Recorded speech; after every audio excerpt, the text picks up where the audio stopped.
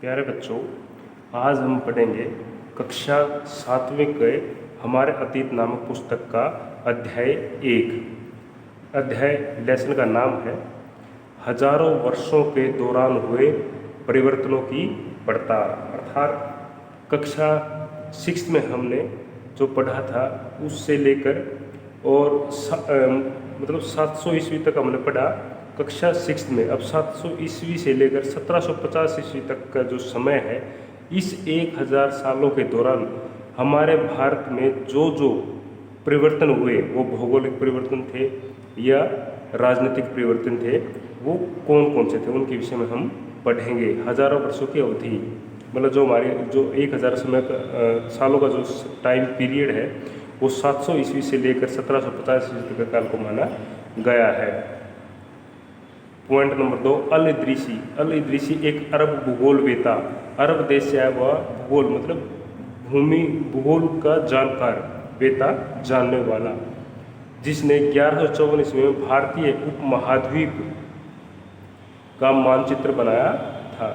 सबसे पहला मानचित्र किसने बनाया था? अल इदरीस नाम का एक अरब भूगोलवेता था, जिसने 1154 ईस्वी में भारत उपमहाद्वीप का पहला मानचित्र बनाया। इसलिए हम कह सकते हैं कि भारतीय उपमहाद्वीप का पहला मानचित्र किस व्यक्ति ने बनाया, तो उसका नाम था अल इदरीसी। पॉइंट नंबर 3, ऐतिहासिक जानकारी के स्रोत। हमें इतिहास की जानकारी के लिए कौन कौन सी चीज़ें की आवश्यकता पड़ती है, किनसे हमें जानकारी प्राप्त होती है? इतिहास बीते युगों के दस्तावेज, नक्शे और अभिलेखों का अध्ययन करते हैं। पांडुलिपि, हाथ से लिखी गई किसी ग्रंथ की मूल प्रति। पांडुलिपि होती है वे लिपियाँ या वे लेख जिन्हें प्राचीन काल में हाथ से लिखकर तैयार किया जाता था और जो हमें आज भी जानकारी देते हैं।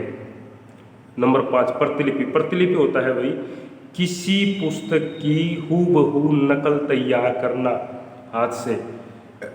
किसी ग्रंथ की उतारी गई नकल की प्रति को प्रतिलिपि कहते हैं। नंबर 6, मिनहाज सिराज। मिनहाज 13वीं सदी का एक प्रसिद्ध फारसी का इतिहासकार था। मिनहाज सिराज 13वीं सदी का एक प्रसिद्ध इतिहासकार, फारसी का इतिहासकार था, जिसने दिल्ली के सुल्तानों की शासन व्यवस्था का वर्णन किया था। नंबर 7, अमीर खुसरो। अमीर खुसरो था 14वीं सदी का एक प्रसिद्ध कवि था। नंबर 8, अभिलेखागार। अभिलेखागार एक ऐसा स्थान होता है जहां पर पुराने समय की दस्तावेजों और पांडुलिपियों को संभाल कर रखा या इकट्ठा किया जाता है, उन स्थानों को हम अभिलेखागार कहते हैं। नंबर 9, जियाउद्दीन बर्नी। 14वीं सदी का एक प्रसिद्ध इतिहासकार था जियाउद्दीन बर्नी। जैसे कि पहले बताया था, इतिहासकार वो व्यक्ति होता है जो इतिहास की जानकारी रखते थे।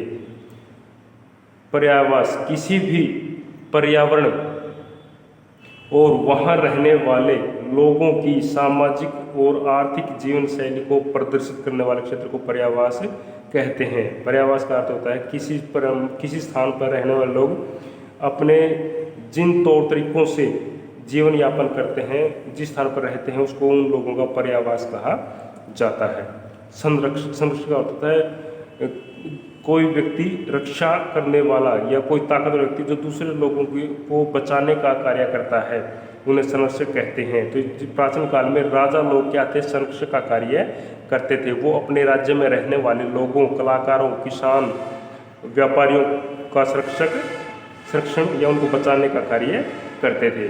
संरक्षक शब्द के पुस्तक के अनुसार कोई भी प्रभावशाली धनी व्यक्ति जो किसी कलाकार, शिल्पकार, विद्वान या अभिजात जैसे किसी अन्य व्यक्ति को मदद या सहारा दे। आगे भाई अभ्यास के प्रश्न।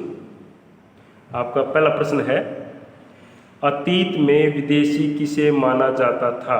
अतीत में विदेशी, पुराने समय, आज हम विदेशी किसी दूसरे देश से आने वाले व्यक्ति को हम विदेशी कहते हैं, लेकिन प्राचीन काल में ये थोड़ा अलग तरह से इसका वर्णन किया गया। अतीत में विदेशी उस व्यक्ति को माना जाता था जो किसी गांव, एक गांव का नाम होकर किसी दूसरे गांव से उस गांव में आया हो, उस व्यक्ति को भी विदेशी का दर्जा दिया जाता था।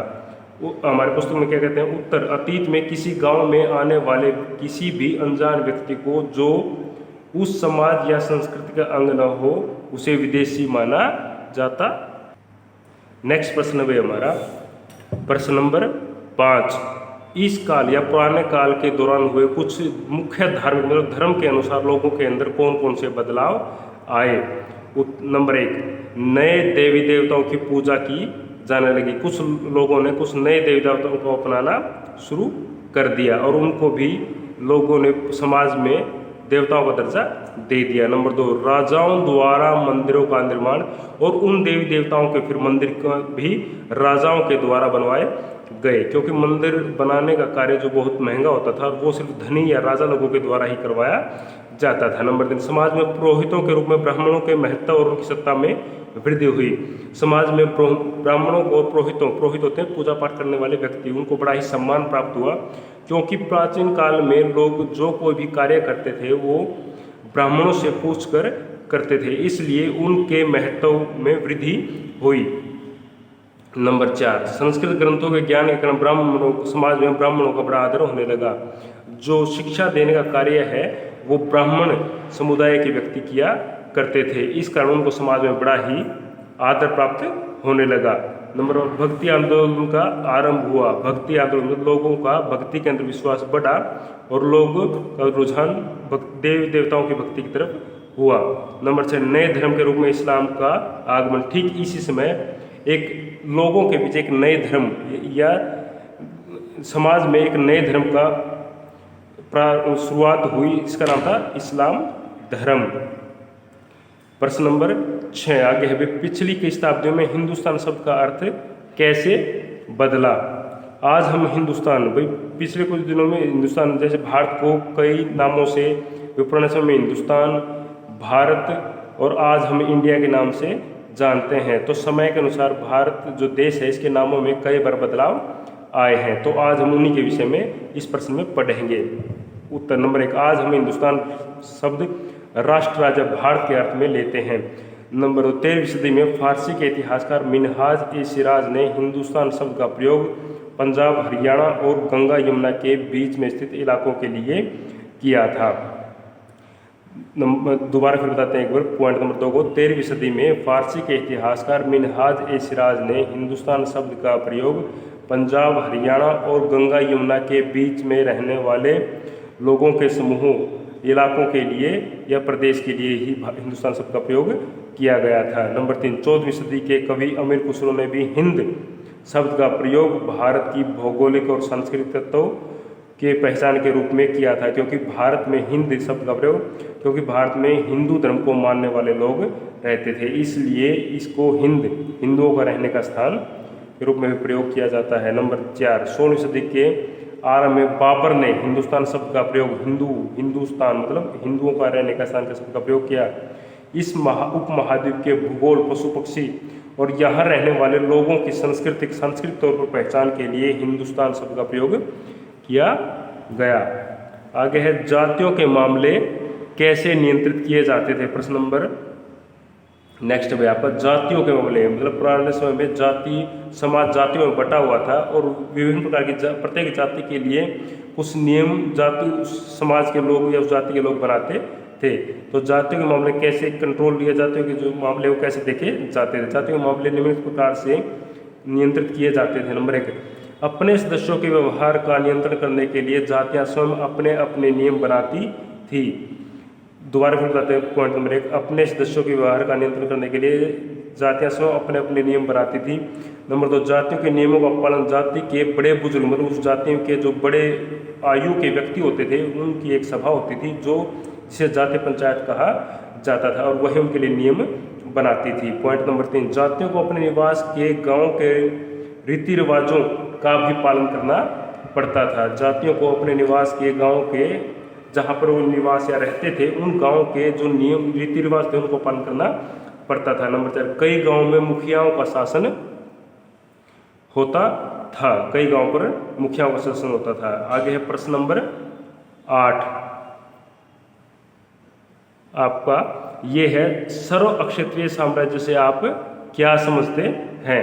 सर्व अक्षेत्र, सर्व होता है सभी अक्षेत्र मतलब सभी कई अक्षेत्रों को मिलाकर जो एक बड़ा, कई छोटे छोटे राज्यों को मिलाकर जो एक बड़ा राज्य बना जाता है उसे सर्व अक्षेत्रीय साम्राज्य कहा जाता है। सर्व क्षेत्रीय साम्राज्य से वे साम्राज्य थे जो अनेक छोटे छोटे राज्यों को मिलाकर बनाए जाते थे। मध्यकाल में मुगल और मराठा साम्राज्य सर्व क्षत्रिय साम्राज्य थे।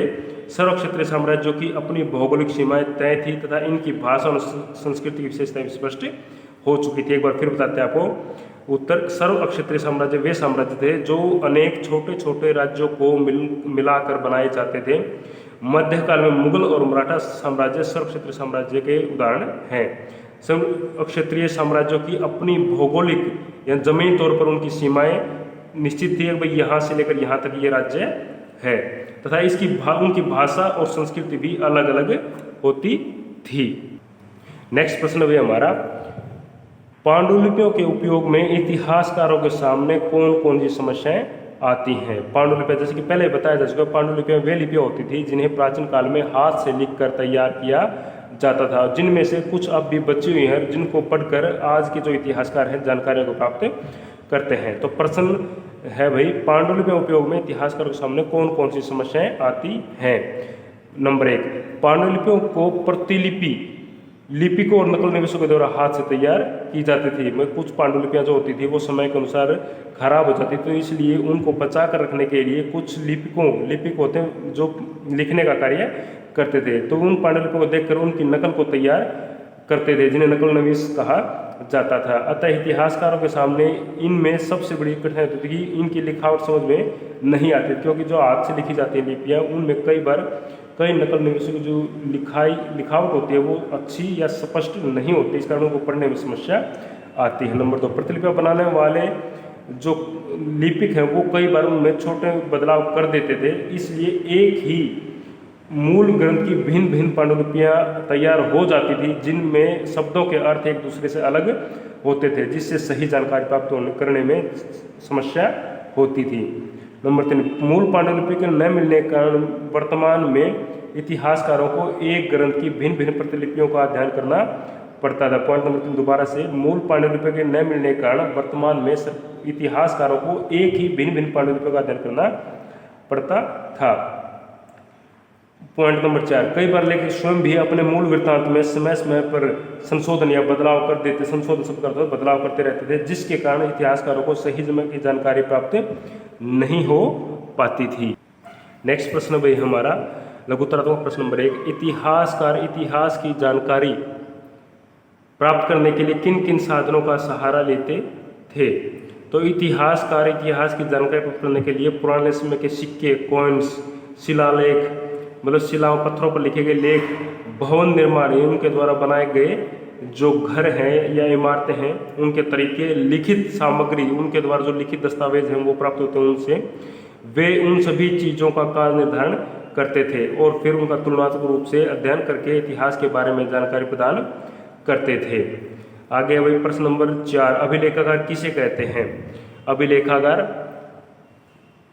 अभिलेखागार ऐसे स्थान होते हैं जहां पर पुराने समय के दस्तावेजों और पांडुलिपियों को संभाल कर रखा जाता है। आज सभी राष्ट्रीय और राज्य सरकारों के अभिलेखागार होते हैं जहां वे अपने सभी पुराने सरकारी अभिलेख और लेन देन का ब्यौरा या रिकॉर्ड रखते हैं। अभिलेखागार एक बार फिर बताते हैं आपको, ऐसा स्थान जहां पर दस्तावेज और पांडुलिपियों को रखा जाता है। आज सभी राष्ट्रीय और राज्य सरकारों के अभिलेखागार होते हैं जहां वे सभी पुराने सरकारी अभिलेख और लेन देन के ब्यौरा का रिकॉर्ड रखते हैं।